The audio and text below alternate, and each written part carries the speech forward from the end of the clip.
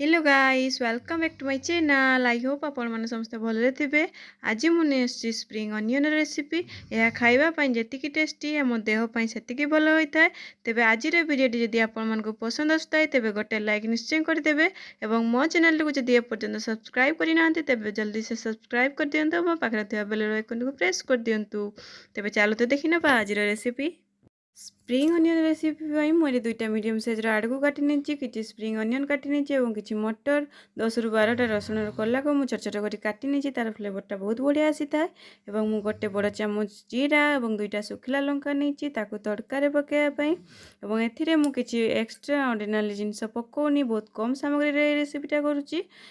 चलतु गोटे कड़े बसई ना कड़े किसी सरिष तेल देदेबा पाखापाखि 2 टेबल स्पून और तेल गरम हो आसला आम जो जीरा और 2टा शुखिला लंका रखी देदेबा और किसी समय फुटापी छाड़देबा।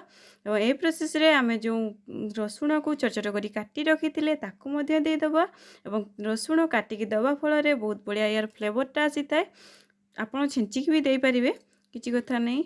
देखु आम 2 मिनिट पर्यंत चलैला आम जो आलू को काटी रखते तो प्रथम आलू को देदेबा जेहेतु आलू टाण परिबा होता है से प्रथम आम आलू को भाजी नवा भल भाव मीडियम हाई फ्लेम रे आम यहाँ कुक करचे और किसी समय आलू को भाजी सारापर आम ए स्प्रिंग अनियन तक देदेबा और जो मटर रखी थे ग्रीन मटर छड़ी देदेबा और भल भाव गले नवा।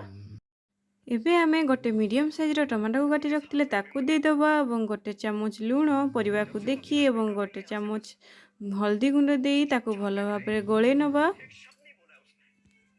एवं लंका गुंड आपण आपण पसंद अनुसार लंका गुंड कम बेसी करें किसी धनिया गुंड दे भल भाव गले नवा मीडियम हाई फ्लेम रे अच्छी आमर। एवं यही रेसिपीटा करने बेसी मसला लगनी कि बेसी टाइम भी जीवनी बहुत कम समय भितर बहुत कम मसला डेलीशियस स्प्रिंग अनियन रेसिपी आम बनिकी रेडी हो खावाई जी टेस्टी तार आम देहपाई से बेनिफिट देखु बहुत कम समय भितर आम delicious spring onion recipe ready हो गलानी रेडी टू सर्व पाई। आपण या रुटी भात पटा पूरी जेकोसी सांगे खाई पारे। तेबे चलतु मजेदार एवं चटपटा स्प्रिंग अनियन रेसिपी को सर्व करदेबा। तेबे आजिर वीडियोटी आपण मानको केमिति लागिला कमेंट सेक्शन रे निश्चय लिखि जणांतु एवं पुणी देखा गोटे नुआ रेसिपी सांगरे से पर्यंत रहुछि। नमस्कार, थैंक्स फॉर वाचिंग।